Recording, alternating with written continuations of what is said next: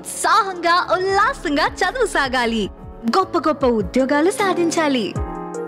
Vignan deemed to be university. Big breaking ఇది.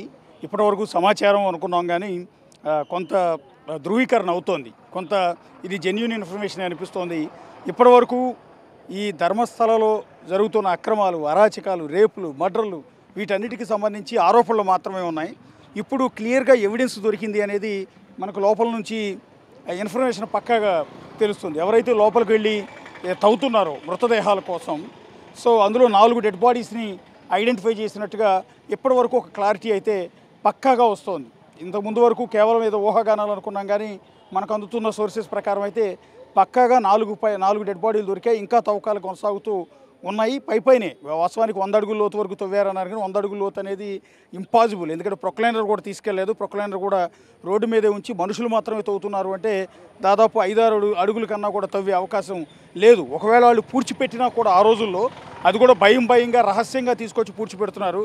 అక్కడ ప్రొక్లైనర్లు అలాంటివి తీసుకొచ్చి అన్నేళ్ల క్రితం ప్రొక్లైనర్లు పెద్ద ప్రొక్లైనర్లు ఉండేవి, చిన్న ఉండేవి కాదు. సో అలాంటి సమయంలో వాళ్ళు అంత పెద్ద ప్రొక్లైనర్ని తీసుకెళ్లి శవాలను పూడ్చిపెట్టే పరిస్థితి ఉండదు. 100 అడుగుల లోతున గొయ్యలు తీసే అవకాశం లేదు. మ్యాక్సిమం 5-6 అడుగుల కన్నా కూడా లోతు గొయ్యి తీసే అవకాశం అయితే లేదు. మనకు ఎదురుగా కనిపిస్తున్న ఈ స్పాట్లోనే, అంటే లోపలికి వాస్తవానికి రోడ్డు పక్కకు కాదు, ఆ చెట్టు వెనక పైన ఇది కొండ మాదిరిగా కనిపిస్తోంది. ఈ అడవి లోపలికి వెళ్ళిన తర్వాత అక్కడ మృతదేహాలని పూడ్చిపెట్టినట్టుగా చెప్తున్నారు. విజిల్ బ్లోయర్ ఎవరైతే మొదటి నుంచి కూడా ఈ అలిగేషన్స్ చేస్తున్నారో, ఇక్కడ దారుణాలు జరుగుతున్నాయి, దురాఘాతాలు జరుగుతున్నాయి, అత్యాచారాలు జరుగుతున్నాయి, అమ్మాయిల్ని రేప్ చేసి క్రూరంగా పూడ్చిపెడుతున్నారని అలిగేషన్ చేసిన ఆ విజిల్ బ్లోయర్ ఎవరైతే ఉన్నారో ఆ మృతదేహాల్ని నా చేత పూడ్చిపెట్టేలా చేశారు, ఎందుకంటే అక్కడ శానిటరీ ఎంప్లాయీగా పనిచేసినందుకు అని చెప్పాడో ఆ విజిల్ బ్లోయర్ ఇచ్చిన ఇన్ఫర్మేషన్ అనేది పక్కా అని ధృవీకరణ అయ్యింది. వాస్తవానికి మీరు ఇక్కడ ఒకసారి చూస్తే ఇవాళ ఉదయం నుంచి కూడా 9-10 లొకేషన్స్లో వాస్తవానికి తవ్వకాలు జరిపారు. ఆ 9-10 లొకేషన్స్ ఇదిగో మీకు ఇక్కడే ఉన్నాయి. ఆ గ్రీన్ పరదా కూడా తీసేశారు. మీకు ఏదైతే ట్రాన్స్ఫార్మర్ కనిపిస్తుందో ఆ ట్రాన్స్ఫార్మర్ కింది భాగం అంతా కూడా 9వ లొకేషన్ అండ్ 10వ లొకేషన్. ఈ 2 లొకేషన్స్ కూడా విజిల్ బ్లోయర్ చెప్పాడు సమాచారం. అతను చెప్పిన ప్రకారం మార్కింగ్ చేసి ఆ 2 లొకేషన్స్లో కూడా తవ్వారు. దాదాపు 10 అడుగుల వరకు గొయ్యి తవ్వారు. ఏమి దొరకకపోయేటప్పటికీ ఆ గొయ్యిని మళ్ళీ పూడ్చివేశారు. సో అంతా కూడా ప్లెయిన్గా మనకి ఇక్కడ కనిపిస్తుంది చూడండి. సో ఆ తర్వాత 11 ఈ పక్కన చూడండి మీరు. ఇవాళ ఉదయం గ్రీన్ కలర్ పరదా కప్పి 11వ లొకేషన్, 12వ లొకేషన్, ఈ 2 లొకేషన్స్ కూడా గ్రీన్ పట్ట అడ్డం పెట్టారు. అడ్డం పెట్టి అక్కడ తవ్వకాలు ప్రారంభించారు. ముందు మనుషులతో తవ్వకాలు ప్రారంభించారు. ఆ తర్వాత చిన్న ప్రొక్లైనర్ని తీసుకొచ్చారు. లంచ్ వరకు కూడా మధ్యాహ్నం సమయం వరకు ఇక్కడే తవ్వకాలు జరిపారు. అయితే మధ్యాహ్నం తర్వాత ఒక సర్ప్రైజ్ ఇన్ఫర్మేషన్ని ఆ విజిల్ బ్లోయర్ ఇవ్వటం జరిగింది. ఇక్కడ కాదు, నాకు గుర్తొచ్చింది ఇప్పుడు వేరే లొకేషన్లో కూడా పూడ్చిపెట్టినట్టు నాకు గుర్తుంది. ఇక్కడికి వచ్చిన తర్వాత ఈ చెట్లన్నింటినీ ఈ లొకేషన్ చూసినాక నాకు అర్థమైంది రోడ్డు పక్కన కాదు, రోడ్డు పక్కన కంటే కూడా ఆ రోజు రాత్రిపూట లోపల వరకు కూడా తీసుకొచ్చి ఇక్కడ పూడ్చిపెట్టామని సర్ప్రైజ్, ఒక ఆశ్చర్యకరమైన అంశాన్ని సిట్ సభ్యుల ముందు చెప్పారు. మొదట సిట్ సభ్యులు నమ్మలేదు, ఎందుకంటే ఇతర 13 లొకేషన్స్ చూపిస్తే అందులో 10 లొకేషన్స్లో ఏమీ దొరకలేదు. ఈ దొరకని నేపథ్యంలో మళ్ళీ ఇప్పుడు కొత్త లొకేషన్ అంటున్నాడు. అది ఎంతవరకు నమ్మాలి? ఇది మనతో గేమ్స్ ఆడుతున్నాడా? అసలు ఇతనికి మైండ్ ఉందా లేదా? మన టైం అంతా వేస్ట్ చేస్తున్నాడా? ఒక సంచలనాన్ని క్రియేట్ చేసి దేశమంతా ఒక వైబ్రేషన్స్ రప్పించి ఇదొక వెనక కుట్ర ఏమైనా జరిగిందా, ఇతని చేత కావాలని చెప్పిస్తున్నారా అంటూ రకరకాల అనుమానాలు సిట్ సభ్యులందరిలో కూడా వచ్చాయి. కానీ వాళ్ళు ఈ సిట్కి చీఫ్గా వ్యవహరిస్తున్న ప్రణబ్ మొహంతికి ఈ సమాచారం ఇచ్చారు. ప్రణబ్ మొహంతి నుంచి కర్ణాటక హోంమంత్రికి సమాచారం ఇవ్వటం, అక్కడి నుంచి కర్ణాటక సీఎంఓ కార్యాలయానికి కూడా సమాచారం ఇచ్చిన నేపథ్యంలో సీఎం సిద్ధరామయ్యతో పాటు హోంమంత్రి అండ్ డిప్యూటీ సీఎం వీళ్ళందరూ కూడా స్పష్టమైన ఆదేశాలు, ఎవరైతే విజిల్ బ్లోయర్ ఉన్నాడో అతను ఎక్కడ చెప్తే అక్కడ తవ్వండి, ఎవరికి కూడా అనుమానాలకు ఆస్కారం ఇవ్వద్దు, పలానా చోట చెప్పినా కూడా తవ్వలేదు అన్న విషయాన్ని బయటకు వచ్చిన తర్వాత జనానికి తెలిస్తే మళ్ళీ మనం ఇప్పటివరకు పడిన కష్టమంతా కూడా వృధా ప్రయాసం అవుతుంది. కాబట్టి విజిల్ బ్లోయర్ ఎక్కడ చెప్తే అక్కడ తవ్వండి అని ఒక గ్రీన్ సిగ్నల్ ఇచ్చిన తర్వాత ఇమ్మీడియట్గా విజిల్ బ్లోయర్ని తీసుకుని అడవి లోపలికి వెళ్ళారు. సో మీకు ఇక్కడ పరదాలు కట్టిన ఈ 11, 12 లొకేషన్స్ను వదిలిపెట్టి ఇక్కడ కంప్లీట్ వదిలిపెట్టారు. మామూలుగా అయితే ఇక్కడ తవ్వాలి, సాయంత్రం ఈ టైం వరకు కూడా సిట్ సభ్యులు కావచ్చు, తవ్వకాలు జరుపుతున్న సిబ్బంది కావచ్చు, కూలీలు కావచ్చు, వీళ్ళంతా కూడా ఇక్కడ తవ్వాలి. కానీ ఇక్కడ నుంచి అనూహ్యంగా అడవి లోపలికి వెళ్ళిపోయారు. ఇప్పుడే ఆ లోపల నుంచి కొంతమంది మనుషులు కూడా వస్తున్నారు, సిబ్బంది లోపల పనిచేసి వచ్చిన అధికారులు కూడా లోపల నుంచి ఇప్పుడే కొంతమంది వస్తూ ఉన్నారు. అలా ఆశ్చర్యకరంగా అతను కొత్త లొకేషన్ చెప్పడం, ఆ కొత్త లొకేషన్కి రాష్ట్ర ప్రభుత్వం నుంచి అనుమతి రావడం, డీజీపీ నుంచి అంటే సిట్ చీఫ్ నుంచి అనుమతి వచ్చిన నేపథ్యంలో హుటాహుటిన విజిల్ బ్లోయర్ని తీసుకుని సిబ్బంది మొత్తం కూడా ఆ అడవి లోపలికి వెళ్ళటం అనేది జరిగింది. అడవి లోపలికంటే ఇప్పుడు మనకు కనిపిస్తున్న ఈ లొకేషన్ నుంచి వెనక వైపుకి వెళ్ళారు. మనకి ఎదురుగా ఏదైతే అక్కడ నుంచి ఒక మనిషి కనిపిస్తున్నాడు మీకు, సో ఆ మనిషి దగ్గర నుంచి కూడా అక్కడ మీకు ఒక వ్యక్తి కనిపిస్తున్నాడు. సో అక్కడసారి చూస్తే ఇప్పుడే లోపల నుంచి అంటే స్పాట్ నుంచి బయటకు వచ్చిన ఒక అధికారి అతను. సో అతను వెళ్ళొచ్చిన మాదిరిగానే ఆ పై వరకు కూడా మొత్తం కూలీలను తీసుకుని ఆ పలుగులు గడ్డపారలన్నీ కూడా తీసుకుని విజిల్ బ్లోయర్ని తీసుకుని మొత్తం టీమ్స్ అన్నీ కూడా సిట్ టీం కావచ్చు, ఫోరెన్సిక్ టీం కావచ్చు, క్లూస్ టీం కావచ్చు, ఎంటైర్ టీమ్స్ అన్నీ కూడా బయలుదేరి లోపల వరకు వెళ్ళాయి. ఆ వెళ్ళిన నేపథ్యంలో అక్కడ తవ్వకాలు అయిష్టంగానే కొంత స్టార్ట్ చేశారు. ఇదంతా నిజం కాకపోవచ్చు అని అయిష్టంగానే కొంత తవ్వకాలు స్టార్ట్ చేశారు. కొద్దిసేపటికి ఆ పొర్రీలు బయటపడటం, ఎముకలు బయటపడటంతో ఒక్కసారిగా షాక్ తిన్నారు. అంటే ఇన్నాళ్ళు ఇతను చెప్పిందంతా అసలు నిజమేనా కాదా అని భావించిన సిట్ టీము కూడా షాక్ తినేలా అక్కడ మృతదేహాల అస్థిపంజరాలు, ఎముకలు దొరకటంతో ఒక్కసారిగా షాక్కు గురయ్యారు. అక్కడ నుంచి తవ్వకాలు మొదలు పెడితే ఇప్పటికీ నలుగురు మహిళల మృతదేహాలను ఇక్కడ ఐడెంటిఫై చేసినట్టుగా మనకి ఇప్పటివరకు అనఫిషియల్ సమాచారం. ఇప్పుడే ఎంటైర్ పోలీస్ టీం అంతా కూడా అలర్ట్ అయింది. ఎక్కడెక్కడ ఉన్న కానిస్టేబుల్ అందరినీ కూడా ఇక్కడ పిలిపిస్తూ ఉన్నారు. బహుశా లోపల నుంచి ఆ పుర్రెల్ని, ఎముకల్ని తీసుకుని ఇక్కడికి రాబోతున్నట్టుగా తెలుస్తోంది. సో ఎందుకు 4 బాడీలు దొరికాయా లేదా అనేది ఎలా ధృవీకరించారో అన్న అనుమానం కూడా వచ్చే అవకాశం ఉంటుంది. ఎందుకు అంటే లోపలికి అంటే డెడ్ బాడీస్ సంబంధించి ఆనవాళ్ళు, అవశేషాలు అంటే ఎముకలు, పుర్రెలు దొరికిన తర్వాత వాటిని భద్రంగా తీసుకురావడానికి సాల్ట్ బస్తాలను అంటే ఉప్పు బస్తాలని రెండింటిని తీసుకెళ్లారు. ఎందుకు ఉప్పు బస్తాలకిను ఇక్కడ దొరికిన ఆ పుర్రెలు, ఎముకలకి సంబంధం ఏంటన్న అనుమానం కూడా రావచ్చు. ఎందుకు అంటే దానికి కూడా కారణం ఉంది. దొరికిన ఎముకల్ని ఉప్పు మధ్యలో ప్యాక్ చేసి ఫోరెన్సిక్ టీంకి తీసుకెళ్తారు. అవి దెబ్బతినకుండా దాదాపు ఎన్నో ఏళ్ల నుంచి మట్టి లోపలే ఉన్నాయి కాబట్టి, దాదాపు 15 ఏళ్ళు 20 ఏళ్ల నుంచి కూడా మట్టి లోపలే ఎముకలు, పుర్రెలు ఉన్నాయి కాబట్టి అవి వాటిని ఫోరెన్సిక్కి తరలించేటప్పుడు ఎలాంటి దెబ్బతినకుండా ఉండేందుకు ఈ ఫోరెన్సిక్ సిబ్బంది ఈ విధంగా ఉప్పులో పెట్టి వాటిని తరలిస్తున్నట్టుగా మనకైతే కొంత సమాచారం. కొంతమంది ఫోరెన్సిక్ ఎక్స్పర్ట్స్తో మాట్లాడినప్పుడు ఉప్పు ఎక్కడ వినియోగిస్తారన్న అంశం మీద మనం డిస్కస్ చేసినప్పుడు వాళ్ళు చెప్పిన సమాచారం ఇలా చాలా ఏళ్ల క్రితం ఏదైనా ఒక కేసుకు సంబంధించి విచారణ జరుపుతున్న సందర్భంలో డెడ్ బాడీలు దొరికినప్పుడు కొన్నిసార్లు పోస్ట్ మార్టం కోసం కొన్ని ఏళ్ల తర్వాత కూడా డెడ్ బాడీని బయటికి తీసి మళ్ళీ అంత్యక్రియలు చేస్తూ ఉంటారు. మళ్ళీ అంత్యక్రియలు కాదు, ఫోరెన్సిక్ టీమ్స్ మొత్తం కూడా ఎంక్వైరీ చేస్తుంటారు కేసు దర్యాప్తులో భాగంగా. అలాంటి సందర్భాల్లో ఎముకలు చెక్కు చెదరకుండా ఉండేందుకు ఈ రకంగా ఉప్పులో పెట్టి వాటిని బయటికి తీస్తాము. అదే క్రమంలో ఇప్పుడు కూడా ఇది ఇంత సెన్సేషనల్ కేసు అయిన ఇక్కడ ఈ శవాలకు సంబంధించిన ఎముకలు, పుర్రెలు దొరికినప్పుడు వాటిని ఫోరెన్సిక్ విభాగానికి తరలించేటప్పుడు ఈ విధంగా ఉప్పులో ప్యాక్ చేసి వాటిని తీసుకెళ్తాం. అందుకోసం ఉప్పుని తెప్పించుంటారు అనేది ఇప్పటివరకు మనకు అందుతున్న సమాచారం. 2 బ్యాగుల నిండా అంటే దాదాపు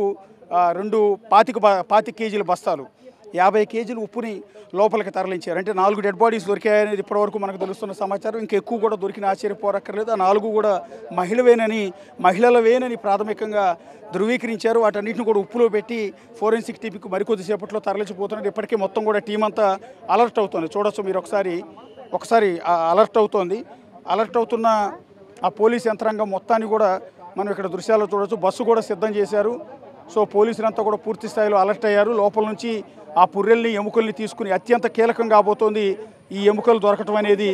సో ఇలా దొరికిన వాటిని మళ్ళీ దర్యాప్తులో భాగంగా, ఇన్వెస్టిగేషన్లో భాగంగా వాళ్ళంతా కూడా ఫోరెన్సిక్ టీము పరిశీలించిన తర్వాత అది ఎంత వయసు ఉన్న అమ్మాయిలు, ఎవరెవరు, ఆడవాళ్ళ, మగవాళ్ళ, వీటన్నిటికి సంబంధించి పూర్తి స్థాయి సమాచారం తెలుసుకుంటారు. అలా తెలుసుకునే క్రమంలో అనేక సంచలనమైన విషయాలు బయటకు వచ్చే అవకాశం ఉంటుంది. ఇప్పటికే ఇది దేశవ్యాప్తంగా డిస్కషన్ జరుగుతోంది. ఒక పవిత్రమైన ధర్మస్థల క్షేత్రం, మంజునాథేశ్వరుడు కొలువై ఉన్న, శివుడు కొలువై ఉన్న అతి పవిత్రమైన దేవాలయం. ఈ దేవాలయాన్ని నిర్వహిస్తున్న వ్యక్తులు ఇంతటి ఘాతుకాలకు, దురాఘాతాలకు పాల్పడ్డారని ఎన్నో ఏళ్ల నుంచి బాధితులు ఆరోపిస్తున్నా కూడా ఎవరూ పట్టించుకోలేదు. ఎందుకంటే ఎంటైర్ వ్యవస్థలన్నీ కూడా వాళ్ళ చేతుల్లోనే ఉండిపోయాయి. మొత్తాన్ని లాబింగ్ చేసుకున్నారు. పోలీసు వ్యవస్థ, అధికార వ్యవస్థ, ఇంకా పొలిటికల్ వ్యవస్థ మొత్తం అన్ని వాళ్ళ గుప్పెట్లో పెట్టుకున్నారు. 1979 నుంచి ఈ అత్యాచారాల ఘటనలు, అమ్మాయిలు మిస్ అవటాలు, అత్యంత ఘోరంగా వాళ్ళ డెడ్ బాడీలు నగ్నంగా దొరకటం, ఇలాంటి ఘటనలన్నీ 1979లో వేదవల్లి మరణం తర్వాత నుంచి, ఆ తర్వాత పద్మలత, ఆ తర్వాత సౌజన్య, ఇలా చెప్పుకుంటూ పోతే ఎంతెంతో మంది బాధితులు ఉన్నారు. సో వాళ్ళందరూ, ఆ బాధితులంతా అప్పటి నుంచి ఇప్పటివరకు పోరాటం చేస్తున్నా కూడా పెద్దగా ప్రయోజనం అనేది లభించలేదు. కనీసం లోకల్ మీడియా సపోర్ట్ కూడా వీళ్ళకి లేని పరిస్థితి ఉంటుంది. ఎందుకు అంటే ఇక్కడ బాధితులంతా కూడా భయపడిపోయే పరిస్థితి వచ్చింది. ఎందుకంటే ఇటు media and political system, police system మొత్తం కూడా వాళ్ళ అధీనంలోకి వెళ్ళిపోయిన నేపథ్యంలో ఈ నేరాలు ఘోరాలు బయట ప్రపంచానికి ఎక్కడ కూడా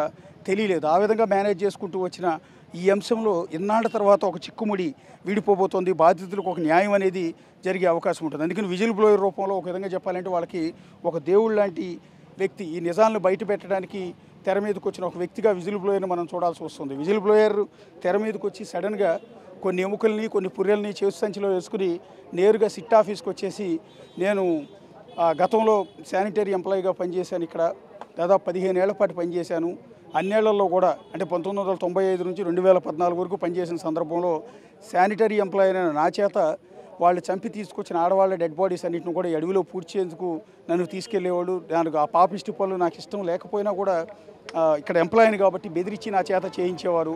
చివరికి నా బంధువుల అమ్మాయిని కూడా ఇదే విధంగా నగ్నంగా డెడ్ బాడీ తీసుకొచ్చి పూడ్చబోనారు. ఆ తర్వాత నాకు జీవితం మీద విరక్తి పుట్టింది. అందుకని నా ఫ్యామిలీని తీసుకుని నేను ఇక్కడ నుంచి ఒక రాత్రే అబ్స్కాండింగ్ అయిపోయి వెళ్ళిపోయాను. ఆ తర్వాత ప్రాణభయంతో ఎక్కడెక్కడో బతికాను.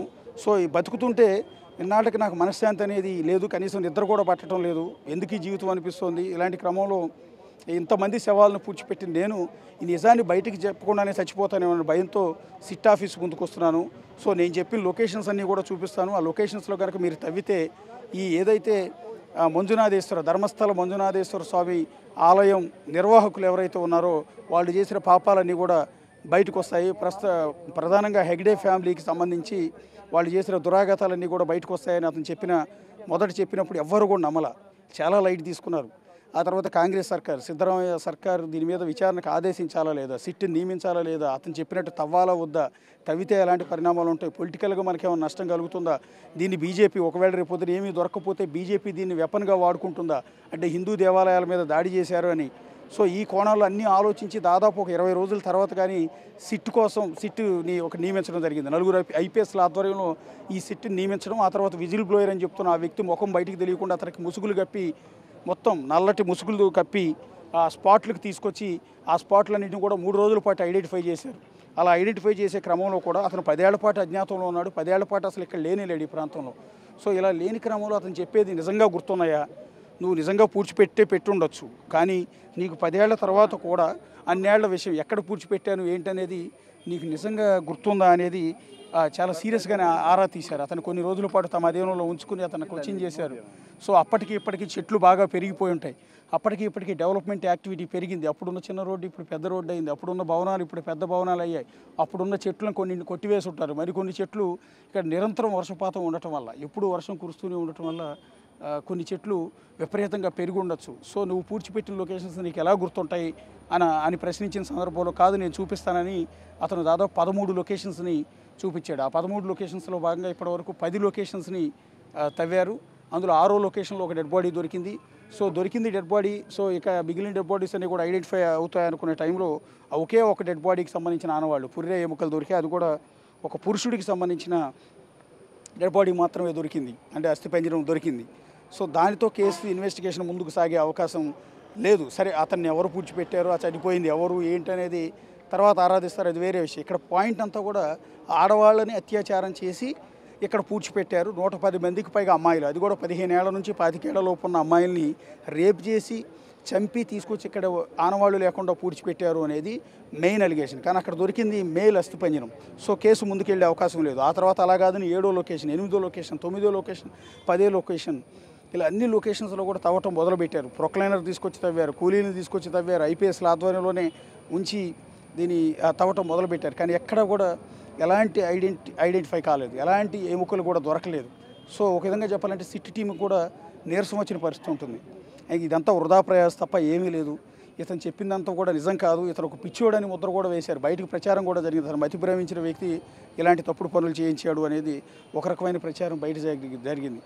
సో అవన్నీ కూడా పటాపంచీలు చేస్తూ అనూహ్యంగా 11వ లొకేషన్లో ఇవాళ తవ్వకాలు చేస్తున్న తరుణంలో సడన్గా ఆపిచ్చేసి నాకు ఇప్పుడు గుర్తొచ్చింది, వేరే లొకేషన్ చూపిస్తాను, మీకు ఒక సర్ప్రైజ్ లొకేషన్ చూపిస్తాను, ఆ లొకేషన్లో మీరు తవ్వండి అని అతను చెప్పిన సమాచారంతో ప్రస్తుతం పోలీసులు హుటాహుటిని ఇక్కడ పనిచేస్తున్న సిబ్బంది మొత్తాన్ని కూడా లోపలికి తరలించి ఆ అడవి లోపల తవ్వకాలు జరిపితే చాలా సంచలనమైన రీతిలో ఒక షాకింగ్ గురయ్యేలా 4 డెడ్ బాడీస్కి సంబంధించిన ఆనవాళ్ళు, పుర్రెలు ఎముకలు దొరికాయి. సో వాటిని ఉప్పులో ప్యాక్ చేసి మరి కాసేపట్లో బయటికి తీసుకురాబోతున్నారు. సో ఇక్కడ ఒక ఉత్కంఠమైన వాతావరణం కనిపిస్తుంది. సో ఇక్కడ ఉన్న పబ్లిక్ మొత్తం కూడా గ్యాదర్ అయ్యారు. మీరు ఒకసారి చూడొచ్చు, ఎక్కడెక్కడ నుంచి వచ్చిన పబ్లిక్ అంతా కూడా వెరీ మచ్ ఇంట్రెస్టింగ్ దీని మీద అసలు ఏం జరుగుతోంది, ఇక్కడ ధర్మస్థల క్షేత్రం మీద చేస్తున్న అలిగేషన్స్ అనేది నిజమా కాదా, ఇవన్నీ తెలుసుకోవడం కోసం పబ్లిక్ అంతా కూడా పెద్ద ఎత్తున ఇక్కడ గ్యాదర్ అవుతున్నారు. ఇక్కడికి వచ్చి చూసే ప్రయత్నం చేస్తున్నారు. మరికొద్దిసేపట్లోనే ఇక్కడికి లోపలికి వెళ్ళిన బృందం, SIT team, clues team, forensic team and revenue team and whistle blower అందరూ కూడా బయటికి రాబోతున్నారు. ఆ బయటికి రాబోతున్న సిట్ టీం కోసం బయటపడిన అవశేషాలను చూడటం కోసం ఎంటైర్ మీడియా ఇక్కడ పడిగాపులు కాస్తున్న దృశ్యాలన్నీ కూడా చూడవచ్చు. కెమెరామెన్లు, రిపోర్టర్లు, national media, local media, Kerala media, Telugu media, Tamil media, entire చుట్టుపక్కల ఉన్న అన్ని మీడియాలు కూడా ప్రస్తుతం ఇక్కడ చేరుకున్నాయి. పబ్లిక్ అంతా కూడా చేరుకున్నారు. మరికొద్దిసేపట్లో అయితే ఇక్కడికి రాబోతున్నారు ప్రసూన.